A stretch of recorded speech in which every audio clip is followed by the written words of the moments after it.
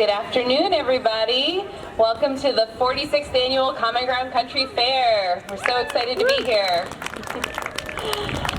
The Common Ground Country Fair is hosted by the Maine Organic Farmers and Gardeners Association, also known as MOFGA, and I'm Sarah Alexander. I'm the Executive Director of MOFGA, and really excited to see everyone out here on the Commons on this nice, beautiful, sunny afternoon. Welcome back. So MOFGA, formed in 1971, works year-round to create a food system that is healthy and fair for all of us. We do that through training, education, and advocacy, and we're working to help make farmers thrive, build more sustainable food communities for all of us, and sustainable communities as well. And we're doing that right here at MOFGA because MOFGA is powered by the sun entirely. We have a 102 kilowatt solar array here on the grounds today that power us year-round and cover all the power for the fair. So we're thankful to our partners at Revision Energy for helping make that happen. MOFGA's campus is 300 acres, and we are situated in unceded Wabanaki territory. MOFGA is working throughout the year to build relationships with Wabanaki communities, to partner on food sovereignty, and to advocate for Wabanaki tribal sovereignty. We encourage everyone to visit the Maine Indian Basket Makers Alliance tent, which is right over here on the Commons, or visit their website to support Wabanaki artisans and learn more about Wabanaki culture. So this afternoon, I'm honored to introduce Muhidin Libah. He's the Executive Director of the Somali Bantu Community Association and has been working for Somali Bantu communities since graduating from high school in 2002. He graduated from the University of Southern Maine in 2014 with a bachelor's degree in natural applied science with a biology concentration and a minor in holistic health. And before he came to the United States in 2005, he taught elementary school for 4 years, teaching English, math, science, and agriculture to elementary and middle school students. Since he came to the United States, he's been working with nonprofit organizations in his own community. The Somali Bantu Community Association of Lewiston, Maine is the third non-governmental organization that he has co-founded.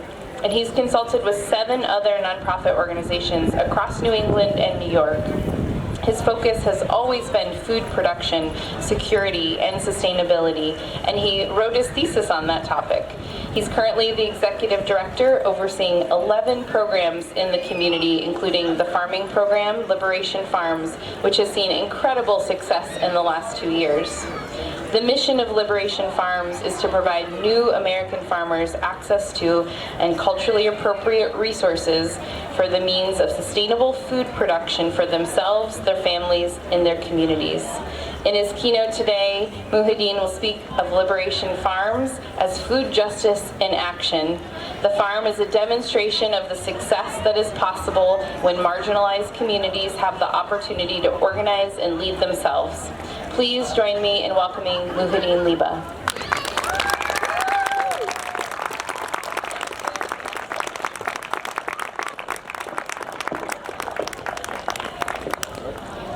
Hello, hello. Can you hear me? Yes, hello. Okay. Hey, Tristan. Hey. My name is Muhidin Libah. I was born in Somalia, southern Somalia. The place where it is warm all the time. You don't see cold. The coldest will be around 68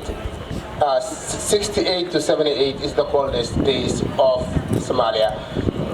So I lived in Somalia where we were the farmers, we were the food producers, and in Somalia we have 2 groups of people who rear animals and move from one place to the other, and then the rest who live on our permanent small towns and sometimes big towns on either side of the river, and then on a lake regions where the production was so great.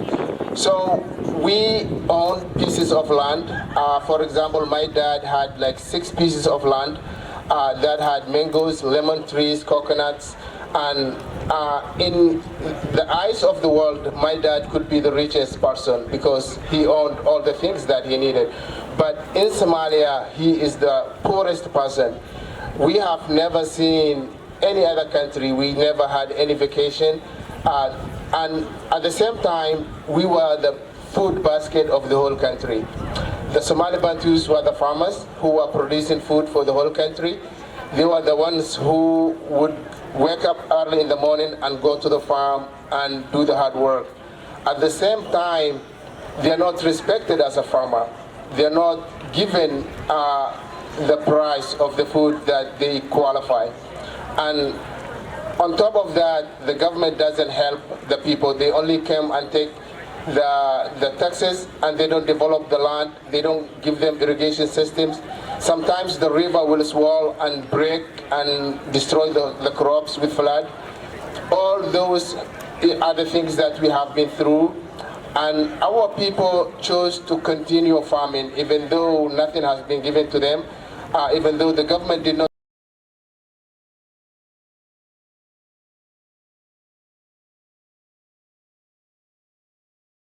And 90s when the Somali Civil War started, and the first thing that happened was they started evicting us from our motherland, which was the heart of our culture, and that is when the hell broke away, because we started moving from one place to the other, and the definition of home started to appear. We never thought of a home because we were born in the same place where my mom was born.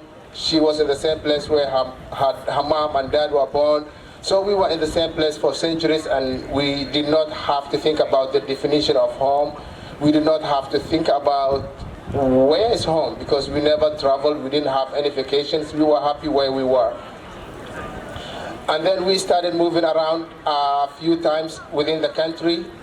We were called internal displacement people. You move from one village to the other, and then that village is raided, you move to the next village, until we were pushed out of the country to Kenya refugee camps. In Kenya refugee camp is another different kind of situation, where you just stay in one place and you can't move from one camp to the other, and everything is handed to you. If you need food, the UN will give you after 15 days. You need water, the water will start 8 o'clock in the morning, will be shut off at 11, and then it will restart at 3 o'clock. Everything is like scheduled, and that is the life we started experiencing. And you cannot affect a change in your life. Like when we were in Somalia, we were trying to start a business, we were trying to grow different kinds of animals, we were trying to go away from sustainable food to cash crops, just to affect a change on your living situation. But in Kenya, there's nothing like that. And we were in the refugee camps for over 20 years in that situation, and then we got the process of coming to US. And the Somali Bantus were the people who has never gone to any other country from Somalia to Kenya. The rest of the people had experience with passports, they had different kinds of traveling means, but the Somali Bantus were just people who did not know where to travel to. They did not know the norms to travel. They did not have any access to anything outside their communities. So the US decided to take 12,000 refugees from the Dadaab refugee camp to US, and that is that is how we did the process of coming to US. When we came to US, we were settled in big cities. People started being dropped in Atlanta, Georgia, like Tucson, Arizona, Illinois, Chicago. I personally was dropped in Syracuse, New York. So people started feeling weird, because we came from a rural area where you have to start fire single morning, where you have to walk miles just to get dirty water to bring home, and you settle it, you boil it, you drink it. You have to do like 3-4 different steps before you can drink the water. To this big city where we have mass transit, where we have all these massive amounts of like massive systems like bus system, train system. a car that you can't walk to a distance, where we were walking to any distance we wanted to. So people started asking about rural areas, and people started calling out. I started calling because I did not like where I was. It was busy. I was trying to work and I could not work. So I started feeling, oh, this is not a good place for me to live, because I have to take a bus every morning, and then it takes me to downtown, from downtown to my job, and I missed my exit one time and I lost my job. So I started feeling weird. I'm like, okay, let me look for other places. And at the same time, I started a non-profit organization in that town, that city, and people who started coming to Maine learned that I am doing a non-profit organization. So they called me out of the blue and they said, okay, you want to come to Maine and help us set up this non-profit organization? We are a group of people, community, and we want to form something like a community. I'm like, okay, let me think. So they give me a gas money. I drove north and I came to Maine, and everything seemed slow, and all the lights are green. You don't wait in the traffic, you just go, go, go, go. And I started liking the area. So, and then I went back home. I told my wife, oh, I have seen Maine. It is, I described the way Maine is, and she was like, I'm moving. And I said, could you wait? Because it's only in October. I can't just take up and leave because I'm enrolled in a college classes. I have to finish this semester and then go. She's like, no, you stay and finish your college, I'm gone. And we traveled on a weekend, and these people are already waiting for me because I started some classes on how to organize, how to form a board, which is something different. Like the idea of like ruling by just how many people accepted the idea was like crazy for us. I'm telling them, I'm teaching them how to form a board, how to vote, and one person just walks out because his idea doesn't work. And the rest are yes, and this guy is no, and he's upset. He walks out of the room. I bring him back. This is not how it works. You know, majority leads. So it took me a while to teach them how to form a board. And then I went back to New York, finished my classes, moved over by December of 2005. So my reason of coming to Maine was the Somali Bantu Community Association, which I became the co-founder, and I was doing volunteer work because the organization was so tiny and nobody was giving them funds, and the people were saying, Muhidin, please help us. Go, we rent an office for you. You go and sit in that office and help us on a drop-in basis. And I would like to help my people. At the same time, I need to pay my bills. So I was in a situation where I go to a full-time job, part-time college, and also work for the community. I wake up 8 o'clock in the morning. I go to the office up until 2-ish. And then I go to NLP 3:30 shift to 11, and then do weekend classes. So that is how I was doing all my stuff. And in 2015, when we started forming as an organization, we got the 501c3, and then things started falling in the right places, and people started thinking about, okay, they were thinking, oh, before we came to US, we were thinking, oh, everything is processed, everything is done by machine, nobody does handwork. And then people were slowly hired into the farming sectors. They started seeing people doing the actual work, and they were like, oh, we can do that. This is the same thing we used to do back home in Africa.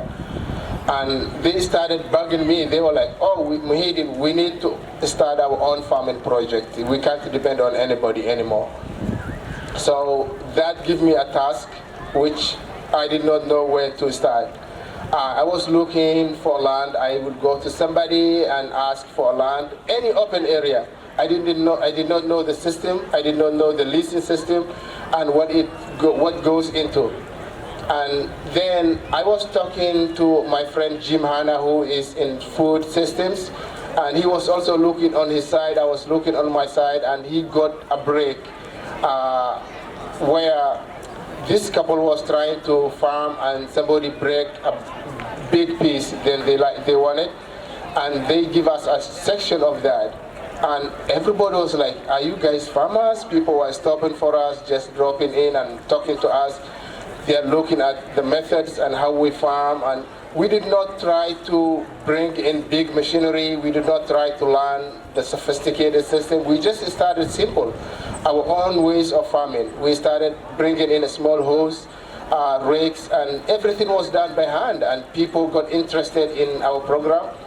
And then the community was, we started with 20 farmers, the next year was 40. And then the next year was 80. The count is becoming double and triple and quadruple. And the idea of starting our own farming program was to help our people, who most of them depended on welfare, to grow their own organic, chemical-free food, so that they don't show up at the expensive aisles. You know, organic food is expensive than any other things in the grocery stores.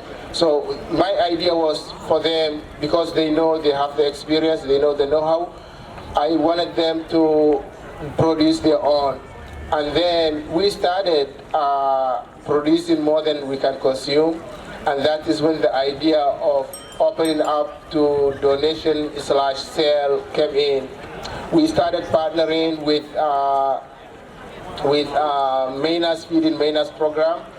Those were the first accounts we had, and we were selling to them, and sometimes we were donating the food with the people around our communities.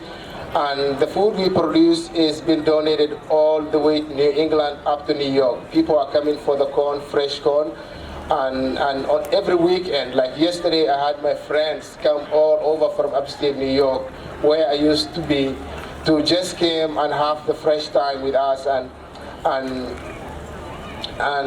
like spend time. Like, they are in a busy place and they do not have the luxury we have in sitting outside where there's no traffic, where there's no issues.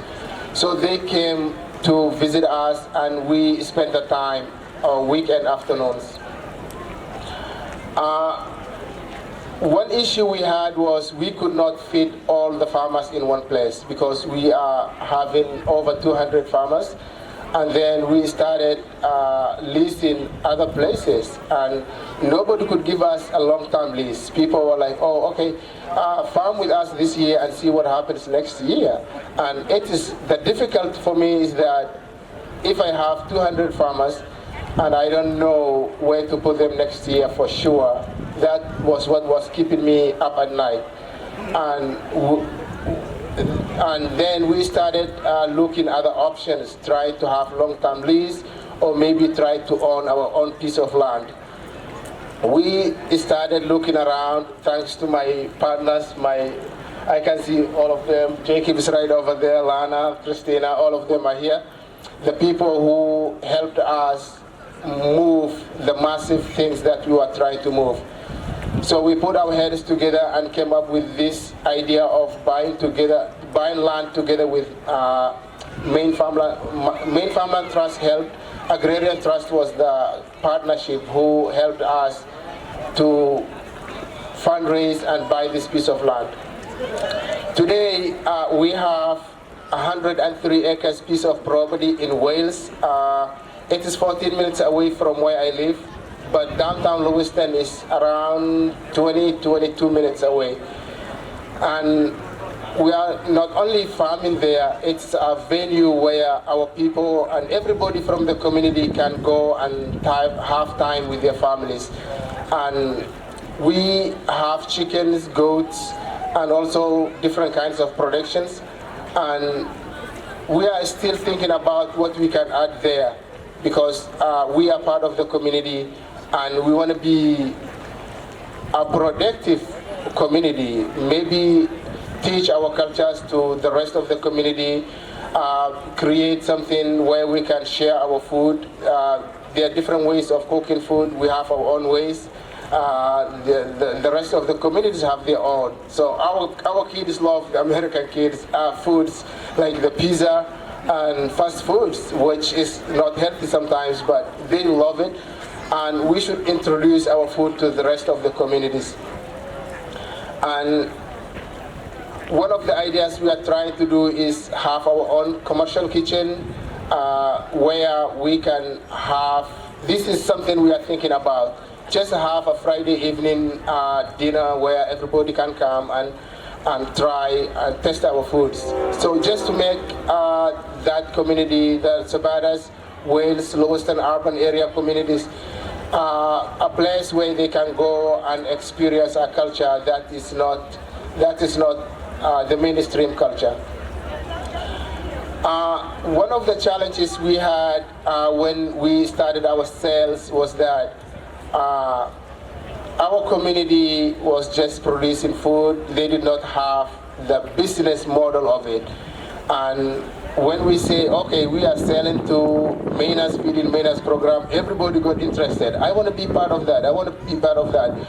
So what it takes to fulfill an order, you have to be on time. You have to come with a clean produce and on a clean container. And for us, it's just random. You go late. The container you're using is not correct. Sometimes container that used to containers that were used for different things. Just like we can put things in there, we can hold it and take it. So it takes a lot of time to train our farmers, and the idea of knowing your customer wasn't part of what we used to have back home in Africa. What we learned, thanks to my partners, what we learned today is that you know your customer before you put the seeds in the ground. In Africa, it's the other way around. You put the seeds on the ground, it ripes, it's ready, then you look for the customer. And we are taken advantage of because we have all these tomatoes that we do not know who's gonna buy. And then guess what happens? You have tomato that will go bad tomorrow, and you have a buyer who is taking advantage of that. So all our foods were cheap all the time, and that is why we were not making money in our agro businesses we had back home in Africa. Now, our farmers learned that they know their customers, they know how to deal with the customers, they know how to make the customers happy. We are trying to be on time. We are working on that. We are not there yet, but on time is the most challenging thing we had. Because in our system back home in Africa, there's nothing called appointment. If I tell you, see you tomorrow morning, you will wait for me until it is known. Then you know I'm not coming. So the idea of what time wasn't there. The idea of the distance, time travel is not there. You see somebody who has an appointment at 10 o'clock, they're on their couch sitting. It is 9:50 and they're still sitting. They don't count the time travel. They don't know they have to be there at 10 o'clock. They will wake up when it is 10 o'clock and they get ready, time is going, they get their car, go to an appointment, it's already 11 o'clock and they miss the appointment. They come back very upset, saying that this doctor is no good, this person is no good because he turned me down.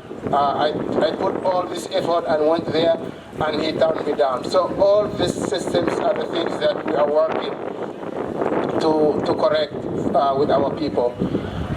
When I was doing the interpretation for the hospitals, I call the person ahead of time. I knock on their doors. And the person will yell at me, it's only 10 o'clock, the appointment is 11, why are you pushing me? They don't know the time travel. That is something we never had back home in Africa. And late, showing late was something normal. Like if you bring in a group of people for a meeting, people just drop in one at a time, there's no set time. We come, we sit, and we talk for a long time. There's no time limit. Like you can, if you are talkative, if you talk too much, you continue talking all the time. So coming back to the food, today I'm sorry to announce this because in Somalia the food system is broken because there's no farmers who are farming for the country, and the whole country depends on WFB because the farmers started giving up farming, and the government is not trying to bring the farmers back in. There's no incentive to farm. And many Somali Bantus are in the States right now. They're sending a little bit of money to their people, and the people are buying food instead of farming. So they have other ways of living rather than living on the farm. Food justice is something that we here in US take for granted because in Somalia, you are here, you don't know what you're going to eat for breakfast tomorrow morning. Your kids will go to bed hungry, and that is what the insecurity comes about, because if your child is hungry, you start feeling jealous of somebody who have 3 meals a day, and then what happens? You feel a threat to that person, and that person feels a threat. The idea of coexistence is not there. So it comes down to where the Somali country is right now, where I don't want you to leave, you don't want me to leave, let us collapse all of us together. Because I don't want you to have what you have. And you don't want me to have anything of what you have. And then there's no coexistence. And I'm sorry to say, I am seeing some breakdowns in US today where people are fragmented. There are people like moving apart instead of coming together.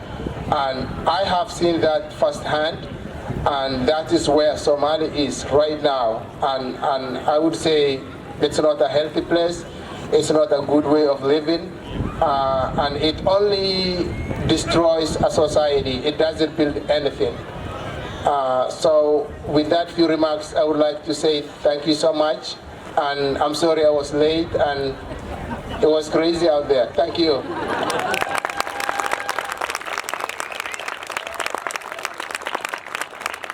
If anybody has any questions.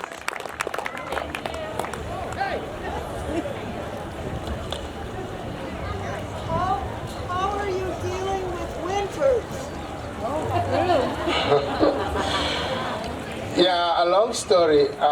Winters was something new 10 years ago, and we had a whole class of winter preparation.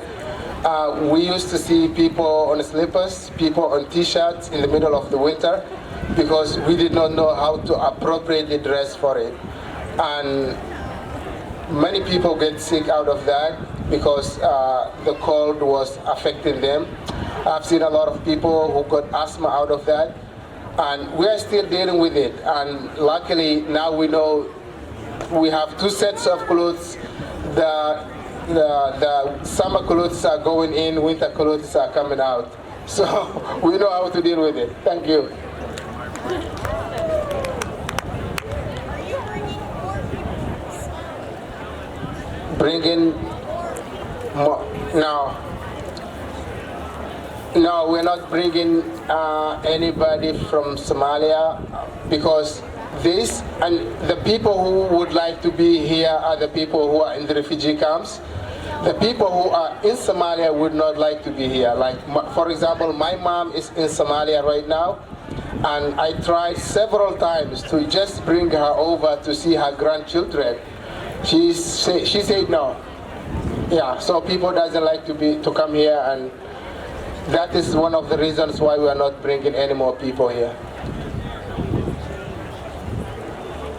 Have you been able to grow some of the same foods that you did in Somalia, or have you been learning new foods? Yes and no. Some of the foods like sesame needs a so hot temperature, which we do not have. We are trying something like okra. We tried something, a special kind of eggplant called mkrumbi. many of the things, the corn, for example, the corn we are growing is the same corn we used to have back home. Some kinds of squash. We had a squash called katito, who is staple food back home in Africa, and we could not bring it to bear fruit. So for the first time, 2022 in Wales, we are seeing a lot of them giving us fruits. So that is a surprise. And yeah, we are growing some of the things we used to grow back home, but not all.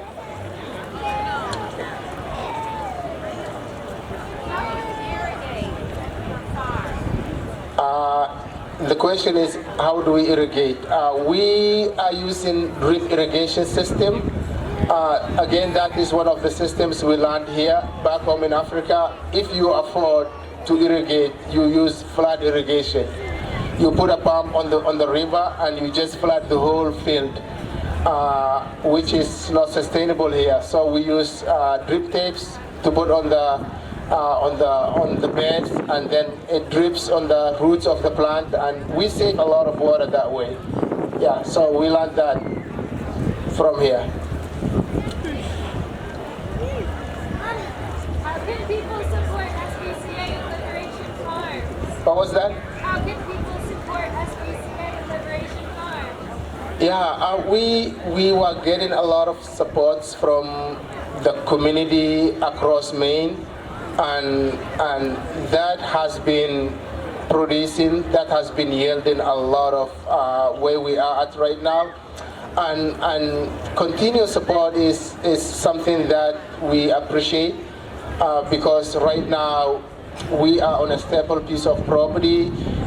It's not 100%, we are missing pieces that need to be supported. The commercial kitchen, for example, different structures. We are trying to build a place where we're gonna process our corn because back home in Africa, you just process your corn in your own house. And we started doing that, and we had a lot of problems with our landlords because corn will attract rodents, and landlords hate rodents. And we got a couple of evictions that we solved. People were showing up at my office. You told me you can do the corn at home, and my landlord is not happy. I got this paper, and I personally called the landlord and make sure that will not happen again. And most of the time, the landlords are really good people. They just don't want to destroy their own apartments. So, yeah, support is really good, and we would like to appreciate all the people who have been supporting us. We have Instagram, Facebook. We also have a website where people can visit us and try to follow us on what's happening. There are a lot of interesting things happening on a daily basis and also on a weekly basis.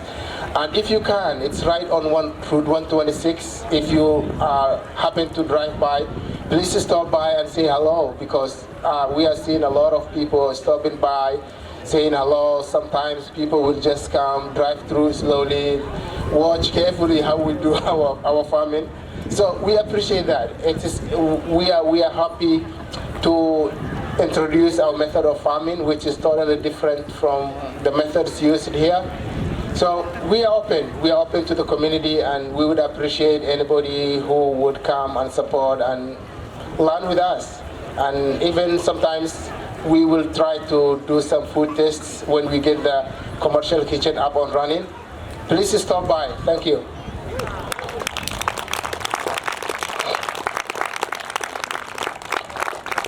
Any other questions?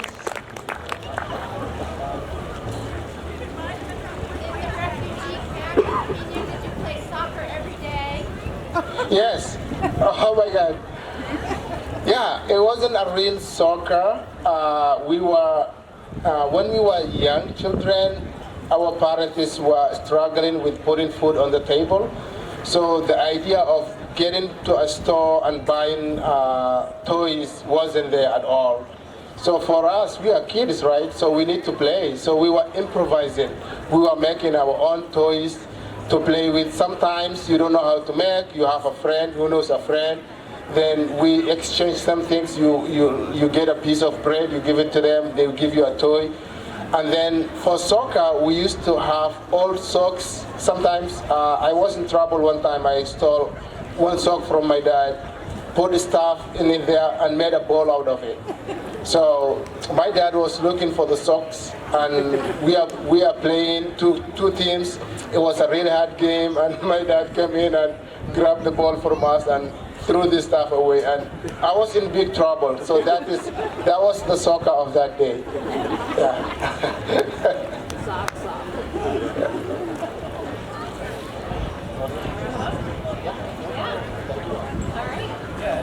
Thank you.